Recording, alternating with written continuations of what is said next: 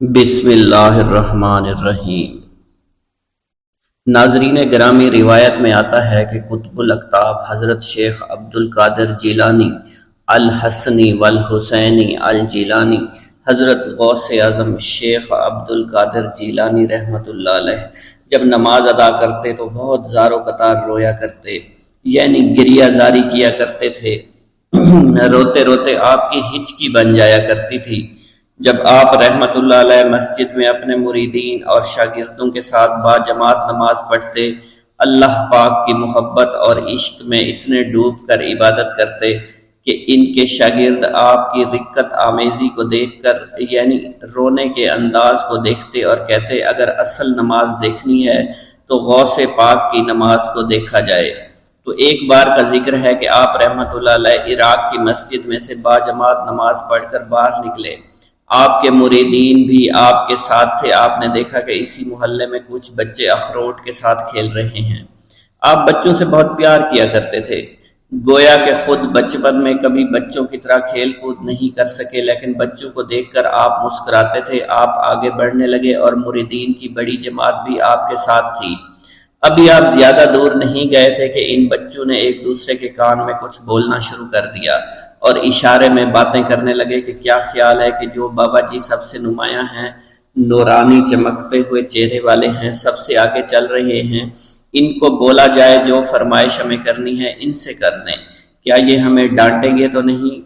تو کچھ سمجھدار بچے ہم زبان ہوئے اور کہا نہیں نہیں، یہ جو بابا ہے نا بہت اچھے ہیں، ان سے جو کچھ کہو گے انہوں نے وہ ہماری بات پوری کرنی ہے، ہم ان سے ایک میٹھی اور لذیذ چیز آج منگواتے ہیں۔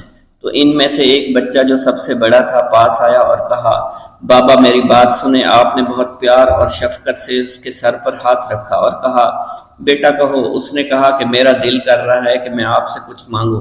آپ نے فرمایا کہ کہو بیٹا کیا چاہتے ہو؟ وہ کہنے لگا کہ مجھے آپ اس فلاں جلیبی والے سے جلیبی لا کر دے سکتے ہیں، میرا کھانے کا بہت دل کر رہا ہے۔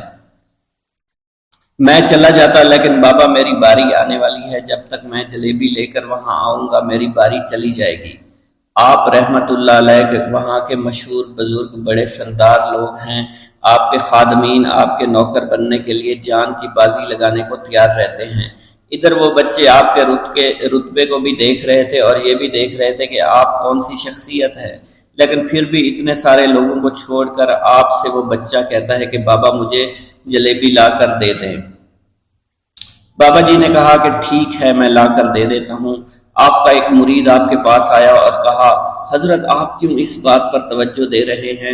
آپ اس بچے کی فرمائش پر جلیبی لا رہے ہیں۔ حضرت آپ پر میری جان قربان ہو، میں اس بچے کو جلیبی لا کر دے دیتا ہوں۔ آپ رحمت اللہ علیہ نے اسے اپنے ہاتھ کے اشارے سے منع فرمایا اور کہا اس نے مجھ سے کہا ہے نا تو میں ہی اس کی خواہش کو پورا کروں گا۔ پھر آپ رحمت اللہ علیہ اس جلیبی والے کے پاس تشریف لے گئے اور جلیبی والا کچھ دیر پہلے اداس بیٹھا ہوا تھا۔ آپ رحمت اللہ علیہ اس کی دکان میں تشریف لے گئے تو وہ خوشی خوشی سے جھومنے لگا۔ آپ رحمت اللہ علیہ نے اس جلیبی والے سے جلیبی لی، اس نے خوشی خوشی آپ رحمت اللہ علیہ کے ہاتھوں میں جلیبی تھما دی۔ وہ آدمی لگ بھگ 70 سال کا تھا، اس بڑھاپے میں بھی وہ کام کرنے پر مجبور تھا۔ اس کی آنکھوں میں آپ رحمت اللہ علیہ کو دیکھ کر آنکھوں سے آنسو آ گئے۔ اس نے روتے ہوئے کہا اللہ کا لاکھ لاکھ شکر ہے، اس نے میری دعا سن لی۔ آپ نے میری دکان میں قدم رکھے تو کئی دنوں سے آپ کے انتظار میں یہاں بیٹھا ہوا تھا۔ میں جانتا تھا کہ آپ ضرور میری دکان پر تشریف لائیں گے۔ آپ رحمت اللہ علیہ نے فرمایا تمہیں کیسے پتا تھا کہ میں تمہاری دکان پر آؤں گا؟ وہ کہنے لگا کہ حضرت عرصہ ہوا ہے، کئی مہینوں سے میرا کاروبار نہیں چل رہا تھا، میرا کاروبار دن بدن ٹھپ ہوتا جا رہا تھا، فاقوں تک کی نوبت آ گئی تھی۔ مجھے اپنی فکر نہیں تھی لیکن اپنے چھوٹے چھوٹے بچوں کی تھی۔ اس بڑھاپے میں اللہ تعالیٰ نے اولاد تو دی لیکن ان کو پالنے کا کوئی بندوبست نہیں ہو رہا تھا۔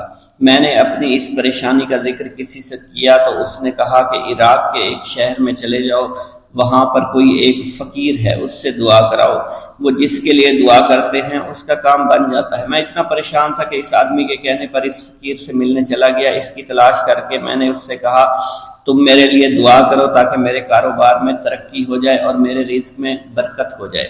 اور تنگ دستی دور ہو جائے تاکہ میں بیوی بچوں کا پیٹ پال سکوں۔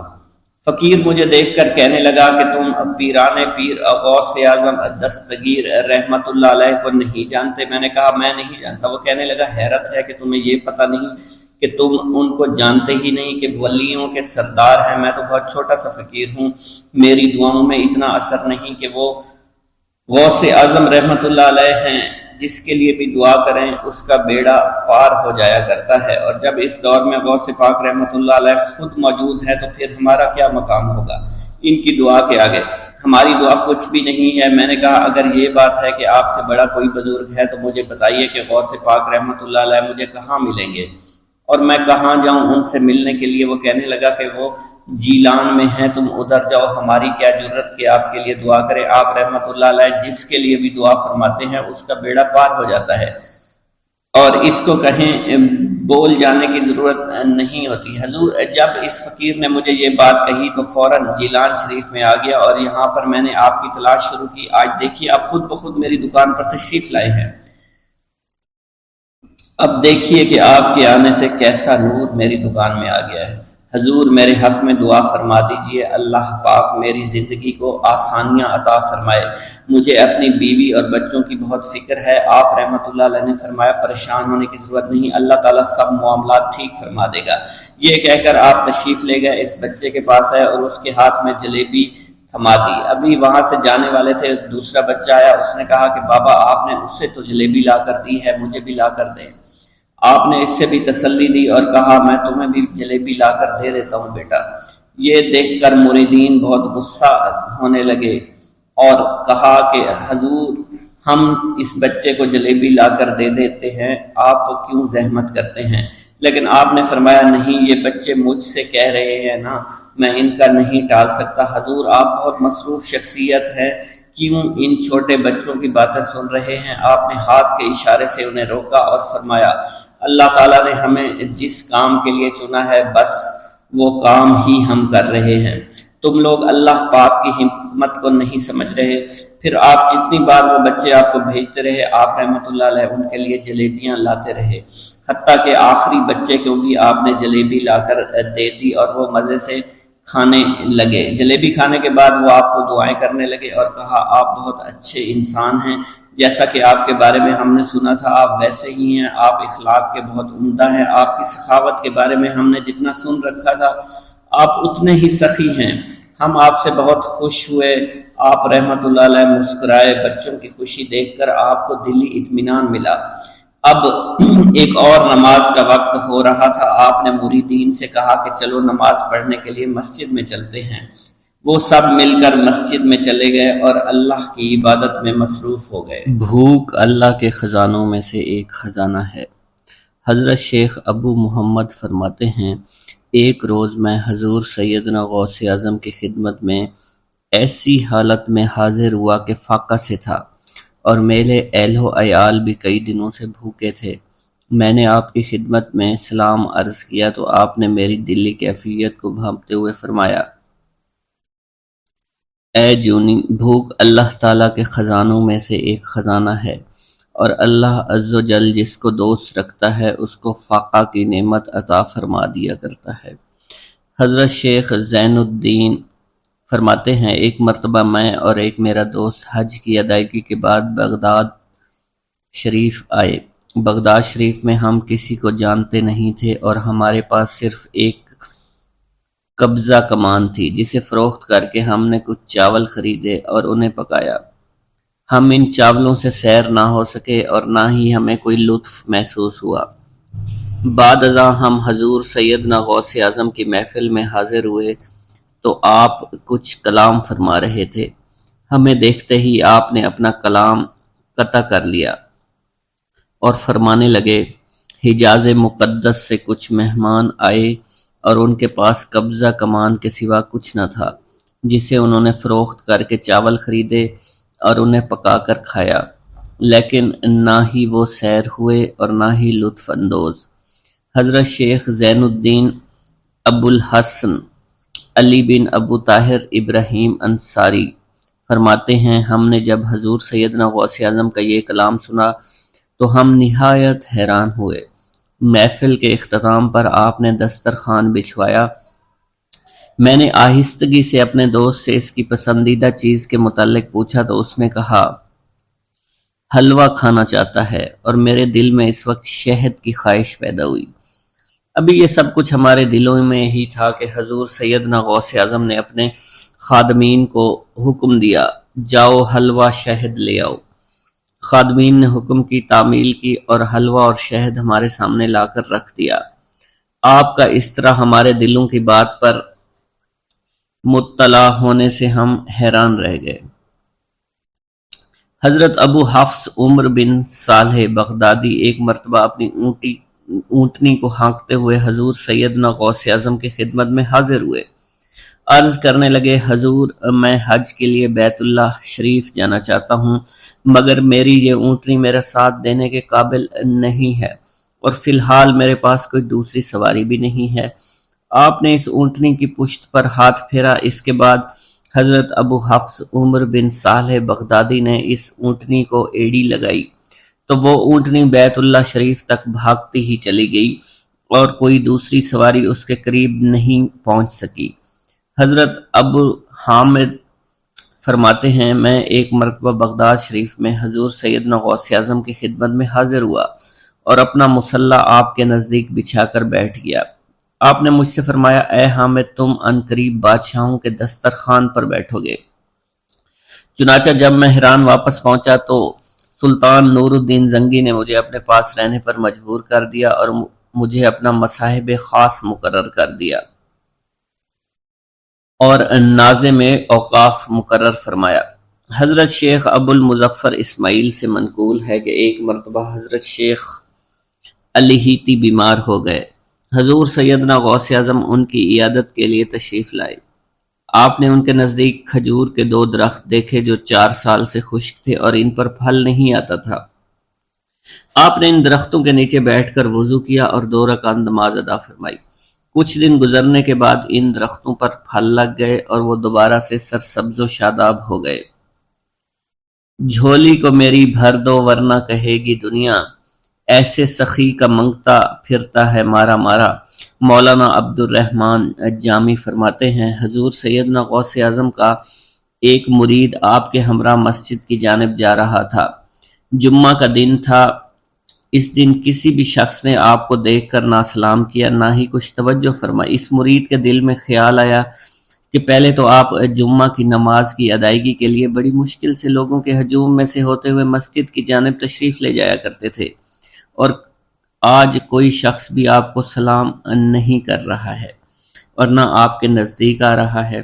مولانا عبد الرحمن جامی فرماتے ہیں ابھی یہ خیال اس مرید کے دل میں ہی تھا کہ حضور سیدنا غوث اعظم نے مسکرا کر اس مرید کو دیکھا، پھر لوگوں کا ایک جمع غفیر اکٹھا ہو گیا اور ہر کوئی آپ سے سلام کرنے کا خواہش مند تھا، یہاں تک کہ اس مرید اور آپ کے درمیان ہجوم حائل ہو گیا۔ اس مرید کے دل میں یہ خیال آیا کہ یہ پہلا حال اچھا تھا جب میں اور آپ تنہا تھے۔ مولانا عبد الرحمن جامی فرماتے ہیں حضور سیدنا غوث اعظم شیخ عبد القادر جیلانی نے ایک مرتبہ پھر اس مرید کی دلی کیفیت کو بھانپتے ہوئے فرمایا تمہیں معلوم نہیں لوگوں کے دل میری مٹھی میں ہیں، میں انہیں چاہوں تو پھیر دوں، چاہوں تو اپنی جانب متوجہ کر لوں۔ ایک مرتبہ ایک عورت حضور سیدنا غوث اعظم کی خدمت میں بیٹے کو لے کر حاضر ہوئی۔ عرض کیا میرے اس بیٹے کو آپ سے دلی لگاؤ ہے، آپ اسے اپنی غلامی میں قبول فرما لیں، میں اللہ عز و جل اور آپ کی خاطر اپنے بیٹے پر اپنے حق کو معاف کرتی ہوں۔ آپ نے اس لڑکے کو قبول فرما لیا۔ چند روز بعد وہ عورت اپنے بیٹے سے ملنے کے لیے آئی تو وہ لڑکا آپ کے حکم سے مجاہدات میں مشغول تھا اور بے حد کمزور اور لاغر ہو چکا تھا۔ اس عورت نے جب آپ کو دیکھا تو آپ اس وقت مرغی کا گوشت کھا رہے تھے، آپ کے سامنے ہڈیاں پڑی ہوئی تھی۔ اس عورت نے آپ سے کہا کہ آپ خود تو مرغی کھاتے ہیں جبکہ میرا بیٹا سخت مجاہدات میں مشغول ہے۔ آپ نے اس عورت کی بات سننے کے بعد ہڈیوں کی جانب اشارہ کیا اور حکم دیا اللہ عز و جل کے حکم سے زندہ ہو جاؤ۔ آپ کا یہ فرمانا تھا کہ ان ہڈیوں سے ایک سالم مرغی زندہ کھڑی ہو گئی۔ آپ نے فرمایا کہ جب تیرا بیٹا اس منزل پر پہنچ جائے گا تو پھر جو چاہے گا کھائے گا، منقول ہے ایک مرتبہ حضور سیدنا غوث اعظم کو اللہ عز و جل کی جانب سے حکم ہوا کہ 700 مردوں اور 700 عورتوں کو واصل باللہ کریں۔ آپ نے اللہ کے اس فرمان کے مطابق مجمع عام میں نظر دوڑائی تو مجمع میں سے 700 مرد اور 700 عورتیں علیحدہ ہو گئیں۔ آپ نے ان پر نگاہ ولایت ڈالی تو وہ سب واصل اللہ ہو گئے۔ حضور سیدنا غوث اعظم مدینہ منورہ میں حضور نبی کریم کے روضہ مبارک پر حاضری دینے کے بعد با پیادہ بغداد شریف واپس تشریف لا رہے تھے۔ راستے میں ایک چور جو کہ ناکہ لگا کر کسی مسافر کا انتظار کر رہا تھا، اس نے آپ کو قریب آنے پر روک لیا۔ آپ نے اس چور سے دریافت کیا تم کون ہو؟ اس نے کہا دیہاتی ہوں۔ آپ کو بذریعہ کشف اس کی بدنیتی کی خبر ہو چکی تھی۔ اسی دوران اس چور کے دل میں خیال پیدا ہوا کہ یہ غوث اعظم ہوں گے۔ آپ نے اس کے دل کی بات کو بھانپتے ہوئے فرمایا کہ میں عبد القادر ہوں۔ چور نے جب آپ کی بات سنی فوراً قدموں میں گر پڑا اور معافی کا خواستگار ہوا۔ آپ کو اس کی حالت پر ترس آ گیا۔ آپ نے اللہ عز و جل کے حضور اس کے لیے دعا فرمائی تو ندائے غیبی سنائی دی، اے غوث اس چور کو سیدھے راستہ دکھاتے ہوئے قطب بنا دو۔ آپ نے اس چور کی جانب نگاہ دوڑائی تو آپ کے فیض روحانی سے قطب کے درجے پر وہ فائز ہو گیا۔ حضرت شیخ ابو عباس خضر بن عبداللہ بن یحییٰ حسینی فرماتے ہیں ایک مرتبہ میں نے خلیفہ ابو المظفر یوسف عباسی کو حضور سیدنا غوث اعظم شیخ عبد القادر جیلانی کی خدمت میں موجود پایا۔ اس نے آپ سے کسی کرامت کو دیکھنے کی درخواست کی اور کہا کہ اس سے میرا دل مطمئن ہو جائے گا۔ حضور سیدنا غوث اعظم حضرت سیدنا شیخ عبد القادر جیلانی نے خلیفہ سے پوچھا کہ تو کیا چاہتا ہے؟ اس نے کہا کہ ایک سیب، اور اس وقت عراق میں سیبوں کا موسم نہ تھا۔ آپ نے اپنے دست مبارک فضا میں بلند کیا اور دیکھتے ہی دیکھتے آپ کے ہاتھ میں 2 سیب آ گئے۔ آپ نے ایک سیب ابو المظفر کو دیا اور دوسرا خود رکھ لیا۔ ابو المظفر نے جب اپنا سیب چیرا تو اس میں سے کیڑا نکل آیا۔ اس نے جب اپنا سیب چیرا تو یہ اندر سے سفید تھا، اس میں سے کستوری کی خوشبو آ رہی تھی۔ ابو المظفر نے وجہ دریافت کی تو آپ نے فرمایا اس سیب میں سے کیڑا اس وجہ سے نکلا کیونکہ اس سیب کو ظالم کا ہاتھ لگا ہوا تھا۔ حضرت شیخ ابو محمد سے مروی ہے ایک مرتبہ میں حضور سیدنا غوث اعظم کی خدمت میں بغداد شریف حاضر ہوا۔ کچھ دنوں تک آپ کے ہاں قیام پذیر رہا اور روحانی فیوز و برکات سے مالا مال ہوا۔ بعد ازاں جب میں واپس اپنے ملک مصر روانہ ہونا لگا تو آپ نے مجھ سے فرمایا کہ کبھی کسی سے کوئی چیز مت مانگنا۔ پھر آپ نے اپنی انگشت شہادت میرے منہ میں ڈالی اور فرمایا کہ اسے اچھی طرح چوسو۔ چنانچہ میں نے آپ کے فرمان کے مطابق ایسا ہی کیا۔ جب میں آپ سے اجازت لینے کے بعد واپس اپنے ملک مصر روانہ ہوا تو بغداد شریف سے مصر تک کی طویل مسافت کے دوران مجھے کچھ بھوک محسوس نہیں ہوئی اور میں جوں جوں آگے بڑھتا رہا اپنے جسم میں توانائی کو پہلے سے زیادہ پاتا۔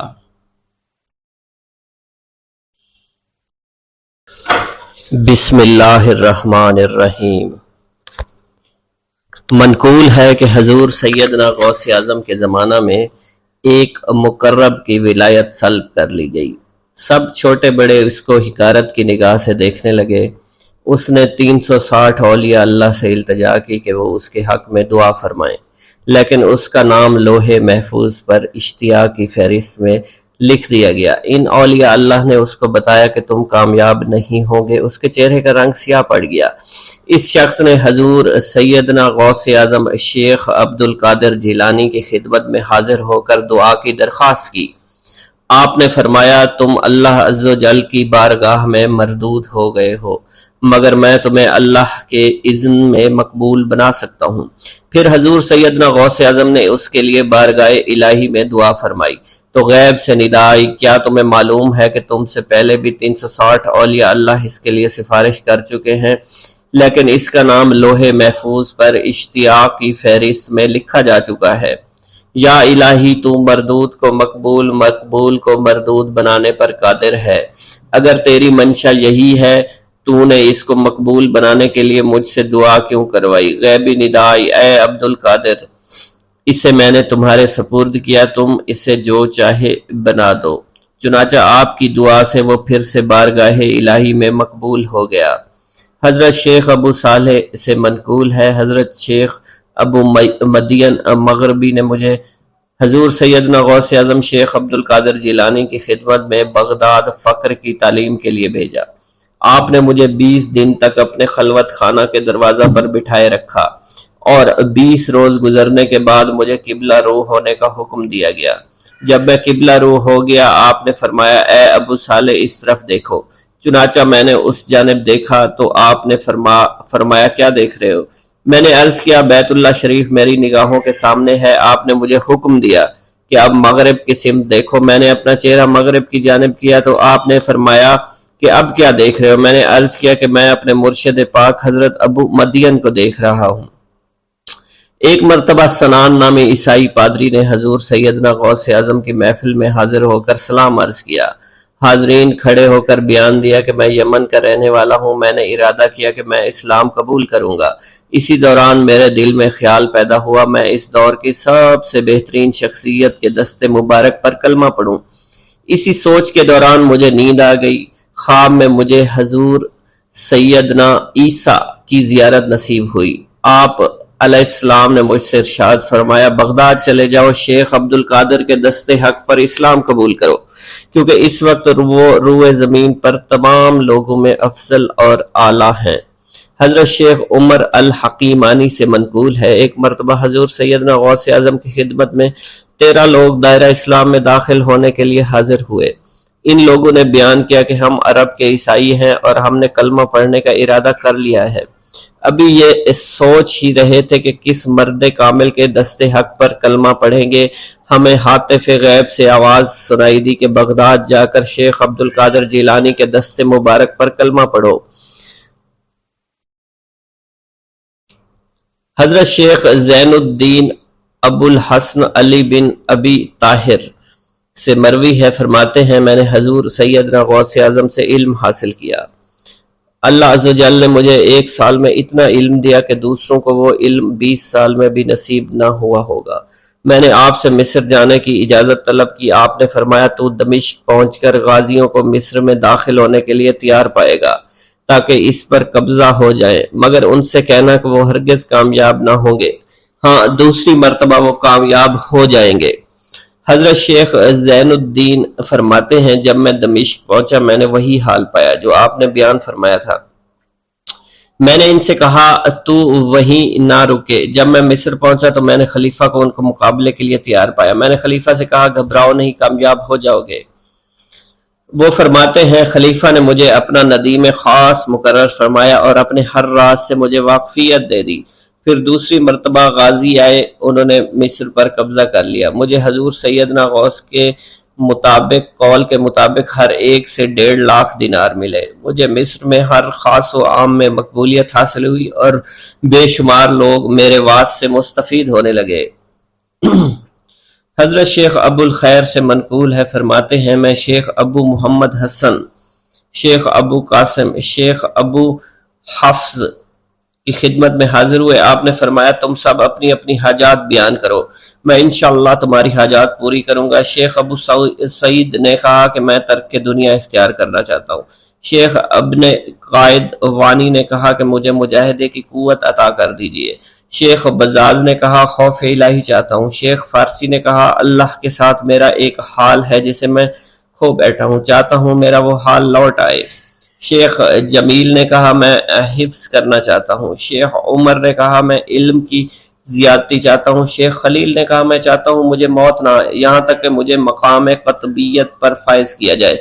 شیخ ابو البرکات نے کہا کہ میں محبت الہی میں استغراق چاہتا ہوں۔ شیخ ابو عبداللہ نے کہا کہ میں نائب وزیر بننا چاہتا ہوں۔ شیخ ابو مفتوح نے کہا کہ میں خلیفہ کے گھر کا استاد بننا چاہتا ہوں۔ حضرت شیخ ابو الخیر فرماتے ہیں حضور سیدنا غوث اعظم نے فرمایا انشاءاللہ تم سب کی حاجات جلد پوری ہوں گی۔ چنانچہ آپ کا قول پورا ہوا اور تمام لوگوں کی حاجات پوری ہوئیں ماں سوائے شیخ خلیل کے، کیونکہ حضرت شیخ خلیل نے قطبیت مانگی تھی جس کا وقت ابھی نہیں آیا تھا۔ حضرت ابو السعد عبداللہ سے مروی ہے کہ میری کنواری بیٹی فاطمہ گھر کی چھت پر چڑھی تو اسے کوئی چیز اٹھا کر لے گئی۔ اس وقت میری بیٹی کی عمر 16 برس تھی۔ میں حضور سیدنا غوث اعظم شیخ عبد القادر جیلانی کی خدمت میں حاضر ہوا اور سارا ماجرا ان کے گوش گزار کر دیا۔ آپ نے فرمایا تم آج رات کو کرخ کے ویرانے میں جاؤ اور تل خمس 5واں ٹیلا کے پاس جا کر بیٹھ جاؤ اور اپنے ارد گرد دائرہ کھینچ لو۔ دائرہ کھینچتے وقت بسم اللہ علی نیت عبد القادر کے الفاظ پڑھنا۔ جب رات بڑھے گی جنوں کے گروہ مختلف شکلوں میں تیرے نزدیک سے گزریں گے، تم انہیں دیکھ کر خوف زدہ مت ہونا۔ جب صبح ہو جائے گی تو جنوں کا بادشاہ جماعت کے ہمراہ گزرے گا، وہ تجھ سے تیری حاجت پوچھے گا، تو اسے بتانا عبد القادر نے بھیجا ہے اور میری حاجت یہ ہے۔ ابو سعید فرماتے ہیں میں نے حکم کی تعمیل کی، آپ کے فرمان کے مطابق ڈراؤنی شکلوں والے لوگ گزرے مگر دائرہ کے نزدیک کوئی نہ آ سکا، یہاں تک کہ الس صبح جنوں کا بادشاہ گھوڑے پر سوار ہو کر آیا، اس کے ساتھ ایک کثیر جماعت بھی تھی۔ اس نے مجھ سے کہا میری حاجت پوچھی، میں نے اسے حضور سیدنا غوث اعظم کا پیغام پہنچاتے ہوئے کہا اور اپنی حاجت بیان کی۔ میری بات سن کر وہ بادشاہ گھوڑے سے اترا، زمین کو بوسہ دیتے ہوئے دائرہ کے کنارے بیٹھ گیا۔ بادشاہ کے بیٹھتے ہوئی جماعت بھی بیٹھ گئی۔ پھر بادشاہ نے اپنی جماعت کے کچھ لوگوں کو حکم دیا، جاؤ جس نے یہ کام کیا ہے اسے میرے پاس لے کر آؤ۔ چنانچہ وہ لوگ ایک سرکش جن کو پکڑ لائے جس کے ساتھ میری بیٹی بھی تھی۔ جنوں کے بادشاہ سے کہا گیا کہ یہ ملک چین کے سرکش جنوں میں سے ہے۔ بادشاہ نے اس جن کو مخاطب کرتے ہوئے کہا کہ تمہیں قطب وقت کے قدموں کے نیچے سے لڑکی اٹھانے کی جرت کیوں کر پیش ہوئی؟ اس سرکش جن نے کہا کہ میں اس لڑکی پر عاشق ہو گیا تھا۔ بادشاہ جن نے اس سرکش جن کو سر قلم کرنے کا حکم دیا اور میری بیٹی مجھے واپس لوٹا دی۔ میں نے بادشاہ جن سے کہا کہ تم نے حضور سیدنا غوث اعظم کا حکم بجا لانے میں کوئی کسر نہ چھوڑی۔ بادشاہ جن نے کہا کہ وہ گھر بیٹھے ہم جیسے سرکشوں کو دیکھ لیتے ہیں، خواہ کتنی ہی دور کیوں نہ بیٹھے ہوں۔ جب اللہ عز و جل کوئی کتب مقرر کرتا ہے تو اسے جن و انس پر قدرت عطا فرما دیتا ہے۔ تفریح الخاطر میں منقول ہے حضور سیدنا غوث اعظم کے وصال کے بعد ایک شخص جو کہ عرصہ دراز سے مرشد کامل کی تلاش میں تھا اور وہ آپ کا شورا سننے کے بعد آپ کی خدمت میں بغداد شریف پہنچا۔ جب اس شخص کو معلوم ہوا کہ آپ وصال فرما گئے ہیں تو وہ آپ کی قبر مبارک پر حاضر ہوا اور آداب زیارت بجا لایا۔ آپ اپنی قبر مبارک سے باہر تشریف لائے، اس کا ہاتھ پکڑ کر اسے سلسلہ عالیہ قادریہ میں بیعت فرما دیا اور اس کی جانب خصوصی توجہ فرمائی۔ حضرت ابو بکر ارکیمی فرماتے ہیں میں ابتدائی عمر میں شتربانی کا کام کیا کرتا تھا۔ ایک مرتبہ مجھے ایک شخص کے ساتھ حج کرنے کا اتفاق ہوا۔ اس شخص کو یہ خطرہ لاحق ہوا کہ وہ عنقریب مر جائے گا۔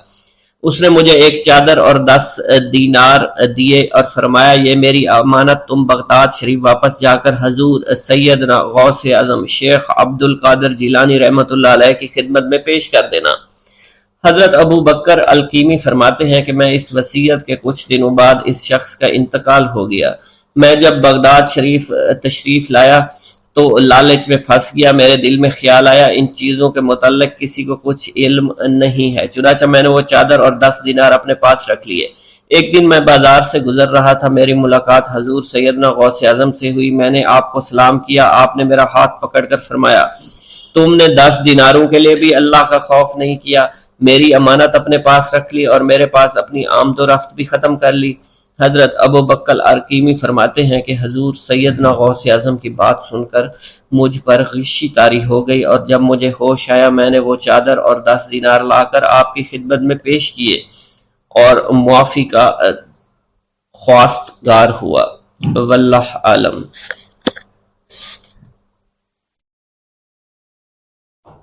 بسم اللہ الرحمن الرحیم۔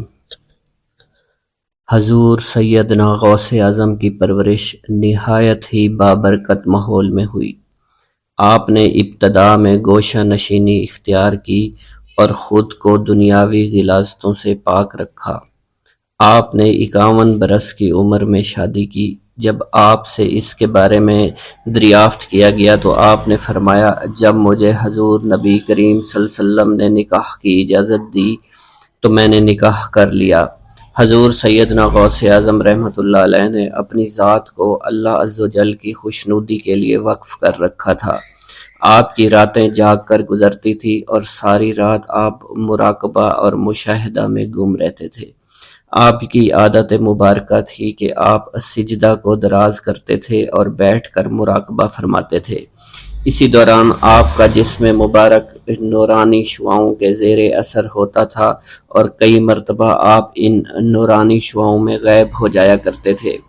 حضور شیخ ابو عبداللہ بن حسنین بن ابی فضل فرماتے ہیں کہ سیدنا غوث اعظم کے بعض دہقانی مریدین ہر سال آپ کے لیے گیہوں بوتے تھے اور جائز طریقہ سے اسے پالتے تھے۔ پھر آپ کے بعض مریدین اسے پیستے آپ کے لیے ہر روز 4 یا 5 روٹیاں پکاتے اور شام کو آپ کے پاس روٹیاں لے کر آتے تھے۔ آپ حاضرین میں ایک ایک ٹکڑا تقسیم کر دیتے اور جو بچ جاتا وہ اپنے لیے رکھ لیتے تھے۔ حضرت شیخ خضر حسینی سے منقول ہے کہ حضور سیدنا غوث اعظم نے ایک شکستہ دل فقیر کو دیکھا۔ آپ نے اس سے اس کی کیفیت کے متعلق دریافت کیا تو اس نے کہا کہ میں آج دریا کے کنارے گیا اور ملاح سے کہا کہ وہ مجھے دریا کے پار لے جائے۔ اس نے انکار کر دیا۔ میں اپنے اس افلاس کے سبب پریشان اور شکستہ دل ہوں۔ ابھی اس فقیر کا کلام جاری تھا کہ ایک شخص آپ کی خدمت میں حاضر ہوا اور 30 دینار آپ کی خدمت میں پیش کر دیے۔ آپ نے وہ دینار اس فقیر کو دے دیے اور فرمایا کہ اس ملاح سے کہنا کہ کسی فقیر کا سوال رد مت کیا کرے۔ حضرت شیخ معمر کا بیان ہے کہ میں نے حضور سیدنا غوث اعظم سے زیادہ کسی کو درگزر فرمانے والا نہیں دیکھا۔ آپ کی عطا کا یہ عالم تھا کہ ایک محفل میں 400 لوگوں کو ولایت کے مقام اعلیٰ تک پہنچا دیا کرتے تھے۔ بھوکوں کو کھانا کھلانا اور بیواؤں کی حاجت روائی کرنا آپ کا معمول تھا۔ جب کسی بیمار کے متعلق سنتے فوراً اس کی عیادت کے لیے تشریف لے جایا کرتے۔ فقراء کو آپ کے در سے بغیر سوال کیے عطا ہو جایا کرتا۔ حضور سیدنا غوث اعظم نے فرمایا کہ مخلوق سے کنارہ کشی سے قبل علم حاصل کرو، کیونکہ جو شخص علم کے بغیر عبادت کرتا ہے وہ اصلاح سے زیادہ فساد میں مبتلا ہو جاتا ہے۔ تمہیں چاہیے کہ شمع شریعت اپنے ہمراہ لے کر علم کی روشنی میں عمل کرو، پھر اللہ تعالیٰ تمہیں علم لدنی کا وارث بنا دے گا جس سے تم ناواقف ہو۔ تمہیں چاہیے کہ تمام اسباب و ذرائع سے تعلق منقطع کر کے رشتہ داروں اور احباب سے جدائی اختیار کر لو، تاکہ تم اپنے زہد کی وجہ سے اپنے قوت باطنی اور اپنے حسن ادب کا مشاہدہ کر سکو۔ خدا کے علاوہ تمام عالم اسباب سے اس خوف سے منقطع ہو جاؤ تاکہ تمہاری شمع معرفت نہ بجھ جائے، اور جب تم 40 دن ایک چلہ اپنے رب کے لیے مخصوص کر دو گے تو تمہارے قلب سے حکمت کے چشمے جاری ہو جایا کریں گے اور تم معرفت الہی کی تپش کا مشاہدہ کرنے لگو گے، جس کو حضرت موسیٰ علیہ السلام نے اپنے شجر قلب پر محسوس کیا تھا۔ اس کیفیت کے بعد تم اپنے نفس و خواہش، اپنے شیطان، اپنی طبیعت اور اپنے وجود سے کہو گے کہ ٹھہر جا، میں نے اس آگ کا مشاہدہ کر لیا ہے جو قلب موسیٰ علیہ السلام سے روشن ہوئی تھی۔ اس کے بعد تمہارے قلب میں باطن سے یہ آواز آنے لگی کہ میں ہی تمہارا رب ہوں، میری ہی عبادت کرو، میرے غیر کی اطاعت سے گریزاں ہو جاؤ، میرے سوا کسی سے تعلق مت رکھو، میری معرفت حاصل کر کے میرے غیر کو فراموش کر دو، غیر سے اعراض کر کے صرف میرے علم، میرے قرب، میرے ملک اور میری سلطنت کی جانب متوجہ رہو۔ جب تمہیں بقائے الہی حاصل ہو جائے تو تمہاری زبان پر اللہ تعالیٰ کا نام جاری ہو جائے گا اور تمہارے حجابات رفع ہو کر قلب سے قدورت زائل ہو جائے گی اور نفس کو مکمل سکون حاصل ہوگا۔ پھر جب اس کے الطاف غالب آ جائیں تو تمہیں خطاب کیا جائے گا، اے قلب فرعون، نفس کی طرف توجہ کر اور ان کو راہ ہدایت پر چلا، میری جانب آ جا اور ان سے کہہ دے کہ میرا ہی اتباع کریں، پھر انہیں رشد کے راستے پر ہدایت کر کے ان سے تعلق قائم کر، اس کے بعد پھر قطع تعلق کر کے دوبارہ استوار ہو کر آ جا اور اسی طرف استوار ہو کر دیکھتا رہے۔ حضرت شیخ معمر سے منقول ہے، فرماتے ہیں ایک مرتبہ میں حضور سیدنا غوث اعظم کی خدمت میں حاضر تھا۔ آپ بیٹھے کچھ لکھ رہے تھے، اسی دوران چھت سے 3 مرتبہ مٹی گری۔ چوتھی مرتبہ ایسا ہوا تو آپ نے جلال میں آ کر اس جگہ دیکھا جہاں سے مٹی گر رہی تھی۔ اسی دوران ایک چوہا اس جگہ سے نیچے گرا اور مر گیا، اور یہ چوہا ہی وہاں سے مٹی کو کھود رہا تھا۔ حضرت شیخ عمر بن مسعود فرماتے ہیں حضور سیدنا غوث اعظم فرما رہے تھے، اسی دوران ایک چڑیا نے آپ کی قمیض پر بیٹ کر دی۔ آپ نے جلالی نظروں سے چڑیا کو دیکھا، چڑیا اسی وقت نیچے گری، مر گئی۔ آپ نے وضو سے فارغ ہونے کے بعد قمیض کے اس حصے کو دھویا، پھر اپنی قمیض مبارک اتار کر مجھے دی اور فرمایا اس کو فروخت کر کے اس کی رقم کو خیرات کر دو، یہ اسی کا بدلہ ہے۔ منقول ہے حضور سیدنا غوث اعظم کے زمانہ میں ایک بہت ہی گناہگار شخص تھا، لیکن اس کے دل میں آپ سے بے پناہ محبت تھی۔ جب اس کے مرنے کے بعد اس کو دفن کیا گیا تو قبر میں منکر نکیر نے سوالات کیے، تو اس نے ہر سوال کے جواب میں شیخ عبد القادر کہا۔ منکر نکیر نے اللہ کی بارگاہ میں اس کے جواب کو پیش کیا تو حکم ہوا، اگرچہ یہ بندہ فاسقوں میں سے ہے، لیکن یہ میرے محبوب جو کہ صادقین میں سے ہیں ان سے محبت رکھتا ہے۔ حضرت شیخ ابراہیم قندوزی کی آمد۔ ایک دن حضرت خواجہ معین الدین چشتی حسب معمول درختوں کو پانی دے رہے تھے۔ حضرت شیخ ابراہیم قندوزی گھومتے پھرتے اسی باغ کی طرف آن نکلے۔ حضرت شیخ ابراہیم قندوزی اسی آبادی میں رہا کرتے تھے جہاں آپ مقیم تھے، اور وہ اللہ عز و جل کے عشق میں اس قدر ڈوبے ہوئے تھے کہ ان پر عشق حقیقی کی وجہ سے اکثر خود فراموشی کی حالت طاری رہتی تھی۔ آبادی کے بچے اور بوڑھے انہیں مجذوب کہا کرتے تھے اور قدر کی نگاہ سے دیکھا کرتے تھے۔ جس وقت آپ کی نظر حضرت شیخ ابراہیم قندوزی پر پڑی تو سب کام چھوڑ کر آپ ان کی جانب متوجہ ہو گئے۔ آگے بڑھ کر خوش آمدید کہا اور دست مبارک کو بوسہ دیا، پھر نہایت عزت اور احترام کے ساتھ ایک سایہ دار درخت کے نیچے بٹھایا۔ ان دنوں انگوروں کا موسم تھا، کچھ پکے ہوئے خوشے بیلوں سے اتار کر آپ کی خدمت میں پیش کیے اور خود باادب ہو کر 2 زانوں بیٹھ گئے۔ حضرت شیخ ابراہیم قندوزی کو حضرت خواجہ معین الدین چشتی کی مہمان نوازی کا انداز بہت پسند آیا۔ آپ کا یہ ادب بہت بھلا محسوس ہوا۔ حضرت شیخ ابراہیم قندوزی پہچان گئے کہ یہ بچہ نہایت ہونہار اور راہ حق کا متلاشی ہے۔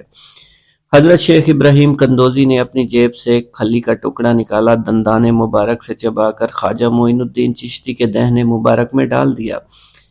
وہ کھلی کا ٹکڑا شباب معرفت کا جام تھا جسے پیتے ہی آپ پر خودی کی کیفیت طاری ہو گئی اور نگاہوں سے تمام حجابات دور ہو گئے، آنکھوں میں نور ہی نور چھا گیا، تعینات کے حجابات سامنے سے اٹھ گئے، جوش حیرت قلب پر طاری ہو گیا، آنکھیں کھلی کی کھلی رہ گئیں۔ یہ نہیں کہا جا سکتا حضرت خواجہ معین الدین چشتی اس حالت فراموشی میں کب تک آئینہ حیرت بنے رہے۔ جب آپ کو ہوش آیا تو ساقی جام معرفت محفل سے اٹھ چکا تھا، دل قابو سے باہر ہو گیا، طبیعت پر جبر کر کے دامن صبر قرار تھام کر کے بیٹھ گئے۔ عشق میں صبر چونکہ انتہائی دشوار ہوتا ہے، لہٰذا حضرت خواجہ معین الدین چشتی کو بھی قرار نہ رہا، اور جو جلوہ آپ کو حضرت شیخ ابراہیم قندوزی دکھا چکے تھے، اس جلوہ کو دیکھنے کے بعد آپ خود پر ایک دیوانگی کی ایک کیفیت طاری ہو چکی تھی، اور دنیا اور دولت، دنیا سب حقیر اور بے وقعت دکھائی دینے لگی۔ آپ کے قلب میں عشق خداوندی جوش مارنے لگا اور قلب تمام دنیاوی آلائشوں سے پاک ہو گیا اور دنیا سے بے پرواہ ہو چکا تھا۔ جیسے جیسے وقت گزرتا گیا، حضرت خواجہ معین الدین چشتی کی دیوانگی اور وارفتگی بڑھتی چلی گئی۔ آپ نے حضرت شیخ ابراہیم قندوزی کے ہاتھوں جام معرفت پینے کے تیسرے دن ہی اپنی تمام املاک فروخت کر کے اس رقم کو راہ خدا میں خرچ کر دیا اور خود معمولی ساز راہ لیا اور اپنے وطن اور اپنے عزیز و اقارب اور رفقا کی محبت کو خیر باد کہہ کر چل دیے۔ محبوب حقیقی کے سچے عاشقوں کا یہ دستور رہا ہے کہ وہ قرب یار پانے کے لیے سب سے پہلے علوم ظاہری کا زینہ طے کیا کرتے ہیں، پھر عمل کی دشوار گزار منزلوں کو طے کر کے علوم باطنی سیکھتے ہیں، تب کہیں جا کر انہیں جلوہ محبوب دکھائی دیتا ہے۔ خواجہ معین الدین چشتی نے بھی اپنے مطلوب تک رسائی کے لیے یہی راستہ اختیار کیا۔ اس زمانہ میں ترکستان کی سرحد پر واقع سمرقند اور بخارا کے عظیم الشان دارالعلوم عالمگیر شہرت رکھتے تھے۔ مشرق و مغرب کے ہزاروں طلبہ ہر سال علم کی دولت سے مالا مال ہونے کے لیے ان دارالعلوم کا رخ کیا کرتے تھے۔ حضرت خواجہ معین الدین چشتی نے تحصیل علوم و فنون کے لیے سمرقند بخارا کا انتخاب کیا۔ بخارا پہنچ کر آپ علم حاصل کرنے میں مشغول ہو چکے تھے۔ اگرچہ حضرت خواجہ معین الدین چشتی کی صغیر سنی کی تعلیم کے متعلق کسی سوانح نگار نے قلم کو جنبش نہیں دی کہ والدین نے آپ کو گھر میں ابتدائی تعلیم دی تھی، مگر سادات خراسان کے مقتدر خاندانوں سے تعلق اور عارف و کامل صاحب فضل و باپ کی گود میں پرورش پانے والے حضرت خواجہ معین الدین چشتی بھلا کیوں کر ان پڑھ رہ سکتے تھے۔ حالات و واقعات کے سیاق و سباق میں غور کرنے سے معلوم ہوتا ہے کہ آپ نے اگرچہ زیادہ تعلیم تو نہیں، کم از کم قرآن مجید کی تعلیم اور علوم مروجہ کی ابتدائی کتابیں ضرور پڑھی ہوں گی، اور یہ بات بھی بعد از قیاس نہیں کہ قرآن مجید کے کچھ سپارے بھی حفظ کیے ہوں۔ بہرحال بخارا پہنچنے سے پہلے آپ نوشت خواندند سے واقف ضرور تھے۔ حضرت خواجہ معین الدین چشتی بخارا کے تمام علماء فضلاء کے حلقہ درس میں شریک ہوئے۔ تذکروں اور سوانح عمری کے مطالعہ سے یہ پتہ نہیں چلتا ہے کہ آپ نے کن کن اساتذہ کے سامنے زانوئے تلمند طے کیا، مگر آپ کے اساتذہ میں حضرت مولانا حسام الدین بخاری خصوصیت کے ساتھ قابل ذکر ہیں، جنہوں نے آپ کو دستار فضیلت عطا فرمائی۔ حضرت مولانا حسام الدین بخاری کی دستگاہ سے آپ نے علوم ظاہری کی تکمیل فرمائی۔ 23 سے 24 برس کی عمر میں علوم ظاہری کی تکمیل کے بعد صفائی قلب اور تزکیہ نفس کا ضروری سامان حضرت خواجہ معین الدین چشتی کو باہم پہنچ گیا تھا، مگر قلب جس تسکین کا متلاشی تھا وہ نصیب نہ ہوئی، اور جس محبوب کو جی بھر کر دیکھنے کی آرزویں دل میں چوٹکیاں لے رہی تھی، اس تک ابھی رسائی نہیں ہوئی تھی۔ عشق اور مشک چھپائے نہیں چھپتا، عشق کی آگ حضرت خواجہ معین الدین چشتی کے تن اور من کو جلا رہی تھی۔ تعلیم کی ہوا نے اس آگ کے شعلوں کو اور بھی تیز کر دیا، محبت کا ذوق بڑھ رہا تھا، عشق کے جذبات بھڑک رہے تھے۔ بالآخر جب بے قراری جنون کی حد کو پہنچی، آپ جانب عراق روانہ ہوئے۔ قصبہ سبحان پہنچ کر حضرت شیخ نجم الدین کبرا سے ملاقات ہوئی، اور 15 دن آپ نے حضرت شیخ نجم الدین کبرا کے ہاں قیام فرمایا۔ سبحان سے روانہ ہو کر سنجان سے روانہ ہو کر حضرت خواجہ معین الدین چشتی بغداد شریف روانہ ہو گئے۔ ان دنوں حضور سیدنا غوث اعظم قصبہ جبل میں تشریف فرما تھے۔ یہ قصبہ کوہ جودی کے دامن میں آباد تھا، جہاں طوفان نوح کے وقت حضرت نوح کی کشتی آ کر رکی تھی۔ آپ حضور سیدنا غوث اعظم کی صحبت اور زیارت سے مشرف ہوئے۔ اس وقت آپ کی ابتدائی حالت تھی۔ حضور سیدنا غوث اعظم نے آپ کے حق میں دعائے خیر فرمائی۔ اس وقت آپ کی ابتدائی حالت تھی۔ حضور سیدنا غوث اعظم نے آپ کے حق میں دعا فرمائی۔ انہوں نے بشارت دی کہ آپ مقتدائے روزگار ہوں گے۔ خلق اللہ آپ سے فیض یاب ہو گئی۔ آپ نے حضور سیدنا غوث اعظم کے پاس کچھ عرصہ قیام کیا اور واپس تشریف لے گئے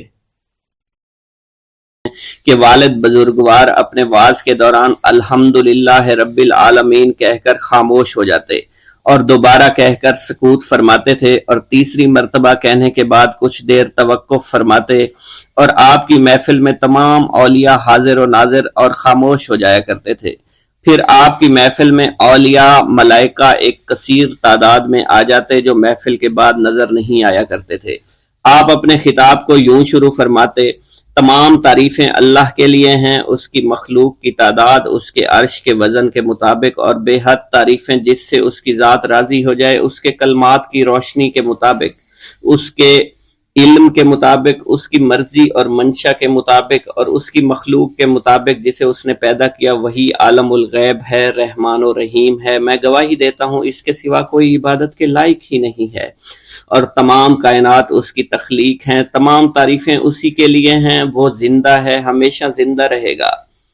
اسے موت نہیں آتی بلکہ وہ مارتا ہے، تمام بھلائیاں اسی کے لیے ہیں اور واحد ہے، یکتا ہے، کوئی شریک نہیں ہے، کوئی وزیر نہیں ہے، اس نے نہ کسی کو جنا ہے اور نہ ہی اسے کسی نے جنا ہے، وہ بلند و بالا ہے، اس جیسا کوئی نہیں، میں اس کی گواہی دیتا ہوں حضور نبی کریم صلی اللہ علیہ وآلہ وسلم اللہ کے رسول، اللہ کے پیغمبر ہیں، وہ تمام مخلوقات سے افضل ہیں، اللہ عز و جل نے ان کی ہدایت دے کر ان کو بھیجا تاکہ وہ دین اسلام کو تمام ادیان پر بلند کریں، خواہ مشرکین اس کو برا سمجھیں۔ اللہ راضی ہو خلیفہ اول حضرت سیدنا ابو بکر صدیق سے، جن کی تائید حق کے ساتھ تھی، جن کو حضور نبی کریم نے عقیق کا لقب دیا، جو پاک تھے، پاکیزہ نسل سے تعلق رکھتے تھے، جنہوں نے ہر موقع پر حضور نبی کریم صلی اللہ علیہ وسلم کی حمایت کی اور ان کی تصدیق فرمائی، اور اب بھی نبی کریم کے ہمراہ ابدی آرام فرما رہے ہیں۔ اللہ راضی ہو خلیفہ دوم حضرت سیدنا عمر فاروق رضی اللہ تعالی عنہ سے، جنہوں نے عمل کثیر کیے، جنہوں نے حق کو بلند کیا، جنہوں نے فیصلے کے لیے جن کو منتخب کیا گیا، جنہوں نے ہمیشہ حق بات کا ساتھ دیا، اور وہ بھی حضور نبی کریم صلی اللہ علیہ وسلم کے ہمراہ ابدی آرام گاہ میں آج بھی موجود ہیں۔ اللہ راضی ہو خلیفہ سوم حضرت سیدنا عثمان غنی رضی اللہ تعالی عنہ سے، جنہوں نے اپنے مال سے مسلمانوں کی امداد کی، قرآن مجید کی ترتیب و اشاعت احسن طریقے سے فرمائی، جنہوں نے امامت اور قرت سے محراب کو، ممبر کو مزین کیا، اور جو افضل الشہداء ہیں اور فرشتے بھی ان سے حیا کرتے ہیں۔ اللہ راضی ہو خلیفہ چہارم حضرت سیدنا علی المرتضیٰ سے، جو شجاعت و جواں مردی میں بے مثل ہیں، حضور نبی کریم صلی اللہ علیہ وسلم کے چچا زاد بھائی اور داماد ہیں، آپ دین اسلام کے امام و عالم ہیں، اور جن کے لیے حضور نبی کریم صلی اللہ علیہ وسلم نے فرمایا کہ میں تم پر فدا ہو جاؤں۔ اللہ راضی ہو حسنین کریمین حضرت سیدنا امام حسن امام حسین سے، جن کی نیکیاں تا حشر قائم رہنے والی ہیں اور جن کے مراتب بے مثل ہیں، اللہ نے ان کے قلوب کو نیکیوں کی جانب مائل کیا۔ اے اللہ تو ہمارے رازوں اور دلی کیفیات سے واقف ہے، ہمیں ہر عمل کرنے اور برائی سے بچنے کی توفیق عطا فرما، اور ہمیں گناہوں کی لذت سے بچا، ہمیں اپنے ما سوا سے محفوظ رکھ اور اپنی مشغولیت عطا فرما۔ بے شک اللہ کے سوا کوئی عبادت کے لائق نہیں، جو چاہتا ہے وہی ہوتا ہے، اور وہی قوی اور وہی عظیم ہے۔ اے اللہ ہمیں غفلت سے بچا اور ہمارے اوپر وہ بوجھ نہ ڈال جو تو نے پہلی امتوں پر ڈالا۔ اے ہمارے رب العالمین ہمیں معاف فرما اور ہماری مغفرت عطا فرما، کیونکہ تو ہی ہمارا رب ہے، تو ہی ہمارا مولا ہے، آمین۔ حضرت شیخ عبداللہ جبائی کا قول ہے کہ حضور سیدنا غوث اعظم رحمت اللہ علیہ نے مجھ سے ارشاد فرمایا کہ میرے نزدیک کھانا کھلانا اور حسن اخلاق افضل اور اعلیٰ ہیں۔ آپ کے پاس کبھی پیسہ نہیں ٹھہرا کرتا تھا، اگر صبح کے وقت آپ کے پاس 1000 دینار آ جاتے تو شام تک وہ غریبوں اور محتاجوں میں تقسیم ہو جایا کرتے تھے۔ حضور سیدنا غوث اعظم کی پرورش نہایت ہی بابرکت ماحول میں ہوئی۔ آپ نے ابتدا میں گوشہ نشینی اختیار کی اور خود کو دنیاوی غلاظتوں سے پاک رکھا۔ آپ نے 51 برس کی عمر میں شادی کی۔ جب آپ سے اس بارے میں دریافت کیا گیا تو آپ نے فرمایا، جب مجھے حضور نبی کریم صلی اللہ علیہ وسلم نے نکاح کی اجازت دی تو میں نے نکاح کر لیا۔ حضور سیدنا غوث اعظم نے اپنی ذات کو اللہ عز و جل کی خوشنودی کے لیے وقف کر رکھا تھا۔ آپ کی راتیں جاگ کر گزرا کرتی تھی اور ساری رات آپ مراقبہ اور مشاہدہ میں گم ہوا کرتے تھے۔ آپ کی عادت مبارکہ تھی کہ آپ سجدہ کو دراز کیا کرتے تھے اور بیٹھ کر مراقبہ فرمایا کرتے تھے۔ اسی دوران آپ کا جسم مبارک نورانی شعاؤں کے زیر اثر ہوتا اور کئی مرتبہ آپ نورانی شعاؤں میں غائب ہو جایا کرتے تھے۔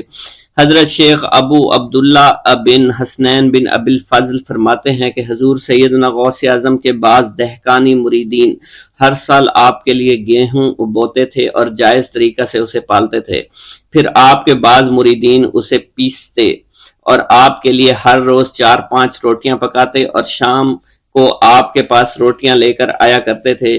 آپ حاضرین میں ایک ایک ٹکڑا تقسیم کر دیتے اور جو بچ جاتا وہ اپنے لیے رکھ لیا کرتے تھے۔ حضرت شیخ خضر حسنی سے منقول ہے، حضور سیدنا غوث اعظم ایک شکستہ دل فقیر کو دیکھا۔ آپ نے اس سے اس کی کیفیت کے متعلق دریافت کیا تو اس نے کہا کہ میں آج دریا کے کنارے گیا اور ملاح سے کہا مجھے دریا کے پار لے جائے۔ اس نے انکار کر دیا۔ میں اپنے اس افلاس کے سبب پریشان اور شکستہ دل ہوں۔ ابھی اس فقیر کا کلام جاری تھا کہ ایک شخص آپ کی خدمت میں حاضر ہوا اور 30 دینار آپ کی خدمت میں پیش کیے۔ آپ نے وہ دینار اس فقیر کو دے دیے اور فرمایا کہ اس ملاح سے کہنا کہ کسی فقیر کا سوال رد نہ کیا کرے۔ حضرت شیخ معمر ابو المظفر فرماتے ہیں، میں نے حضور سیدنا غوث اعظم سے زیادہ کسی کو درگزر فرمانے والا آج تک نہیں دیکھا۔ آپ کی عطا کا یہ علم تھا، ایک محفل میں 400 لوگوں کو ولایت کے مقام اعلیٰ تک پہنچا دیا کرتے تھے، بھوکوں کو کھانا کھلانا، بیواؤں کی حاجت روائی کرنا۔ آپ کا معمول تھا جب کسی بیمار کے متعلق سنتے تو فوراً اس کی عیادت کے لیے تشریف لے جایا کرتے تھے۔ فقراء کو آپ رحمت اللہ علیہ کے در سے بغیر سوال کیے عطا ہو جایا کرتا تھا۔ حضور سیدنا غوث اعظم نے فرمایا کہ مخلوق سے کنارہ کشی سے پہلے علم حاصل کرو، کیونکہ جو شخص علم کے بغیر عبادت کرتا ہے وہ اصلاح سے زیادہ فساد میں مبتلا ہو جاتا ہے۔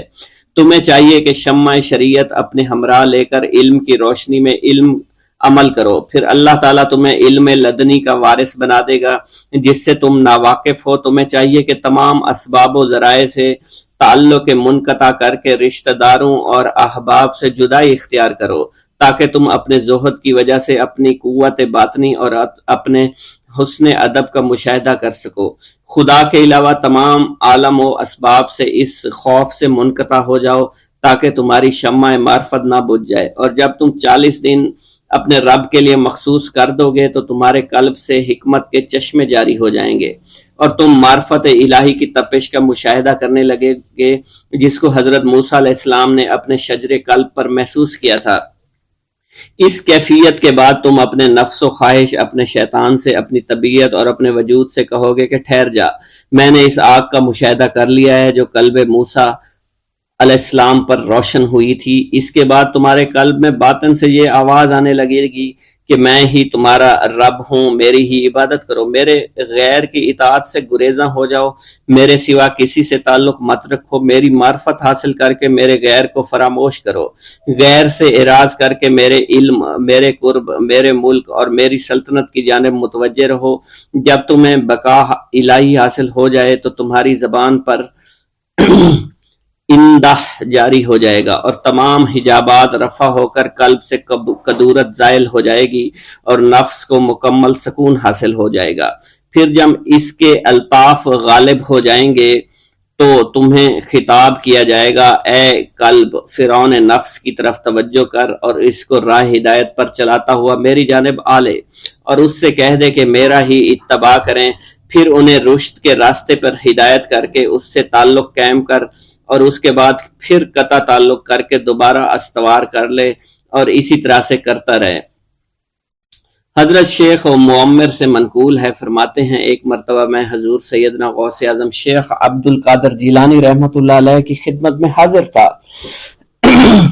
آپ بیٹھے کچھ لکھ رہے تھے، اسی دوران چھت سے 3 مرتبہ مٹی گری، چوتھی مرتبہ ایسا ہوا آپ نے جلال میں آ کر اس جگہ دیکھا جہاں سے مٹی گر رہی تھی۔ اسی دوران ایک چوہا اس جگہ سے نیچے گرا اور مر گیا، یہ چوہا ہی وہاں سے مٹی کھود رہا تھا۔ حضرت شیخ عمر بن مسعود بزاز فرماتے ہیں حضور سیدنا غوث اعظم وضو فرما رہے تھے، اسی دوران ایک چڑیا نے آپ کی قمیض پر بیٹ کر دی۔ آپ نے جلالی نظروں سے چڑیا کو دیکھا، وہ چڑیا اسی وقت نیچے گری مر گئی۔ آپ نے وضو سے فارغ ہونے کے بعد قمیض کے اس حصے کو دھویا اور پھر اپنی قمیض مبارک اتار کر مجھے دی اور فرمایا اس کو فروخت کر کے اس کی رقم کو خیرات کر دو، یہ اس کا بدلہ ہے۔ حضور سیدنا غوث اعظم کے زمانہ میں بہت ہی گناہگار شخص تھا، اس کے دل میں آپ سے بے پناہ محبت تھی۔ جب اس کے مرنے کے بعد دفن کیا گیا تو قبر میں منکر نکیر نے سوالات کیے تو اس نے سوال کے جواب میں عبد القادر جواب دیا۔ منکر نکیر نے اللہ کی بارگاہ میں اس کے جواب کو پیش کیا، حکم ہوا اگرچہ یہ بندہ فاسقوں میں سے ہے لیکن یہ میرے محبوب سید عبد القادر جو کہ صادقین میں سے ہیں ان سے محبت رکھتا ہے۔ بغداد کے محلہ باب العز کے قبرستان میں سے ایک قبر سے مردہ کے چیخنے کی آواز آنے لگی۔ لوگوں نے حضور سیدنا غوث اعظم کی خدمت میں عرض کیا، آپ نے دریافت کیا کیا صاحب قبر نے مجھ سے خرقہ پہنا؟ لوگوں نے عرض کیا، ہمیں اس کا علم نہیں۔ آپ نے دریافت کیا کہ یہ میری محفل میں کبھی شریک ہوا؟ ہمیں اس کا علم نہیں۔ آپ نے پھر دریافت کیا، کیا کبھی میرے پیچھے نماز پڑھی؟ نہیں معلوم۔ آپ نے مراقبہ فرمایا اور آپ کے چہرہ مبارک پر جلالیت کے آثار نمودار ہو گئے۔